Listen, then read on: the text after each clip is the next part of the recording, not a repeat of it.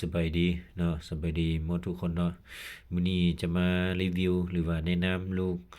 ปืนลมเบอร์2เนาะตัวนี้อาจจะเป็นลูกปืนลมจากโรงงานเนาะจากโรงงานโคตรงามเลยเขาตอกได้โคตรงามเลยเนาะตัวนี้อาจจะบ่แม่นอยู่ในตัวเมืองลาวเขาเนาะตัวนี้อาจจะเป็นของโรงงานมาแต่ต่างประเทศเนาะ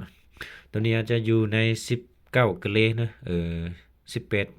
ครึ่งเนาะ18ครึ่ง ตัวนี้อาจจะงามเนาะงามแล้วก็หนักเนาะแล้วก็กวดอันนี้อาจจะ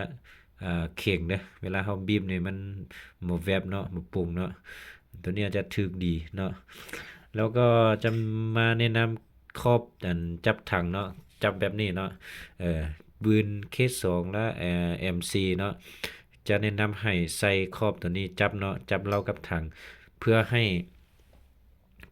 อันเว้าตัวนี้เนาะเว้าตัวนี้อาจจะบ่ค่อนเนาะเพราะว่ามันมีน็อต3 2ตัวเนาะ2ตัวจับซื่อๆแล้วก็มันอาจจะบ่แน่นดีเนาะ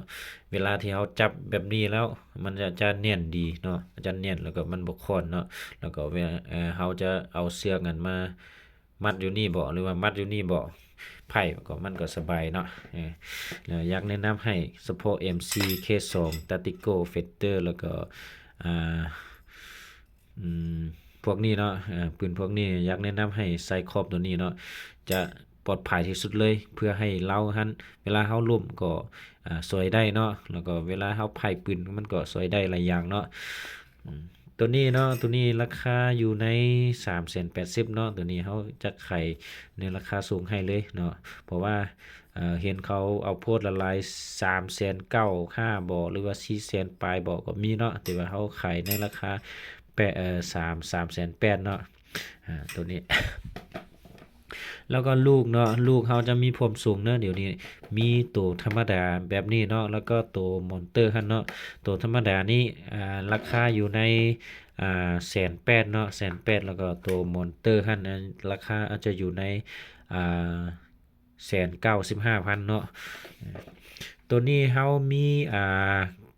เฮาฝากอันขนส่งได้เด้อครอบตัวนี้เฮาฝากอันขนส่งได้แต่ว่าลูกนี่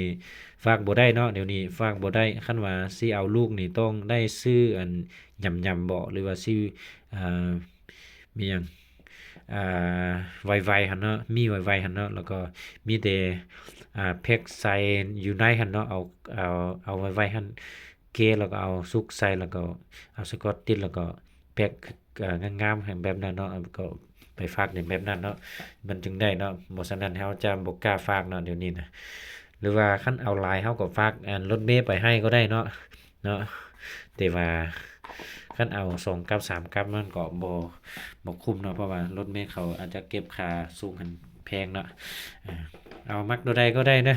มักตัวใดก็จัดได้เนาะเรามีครอบผมสูงเนาะตัวนี้ฝากคนสูงได้เนาะตัวนี้นะแต่บ่มีเก็บปลายทางนะบ่มีเก็บปลายทางเนาะ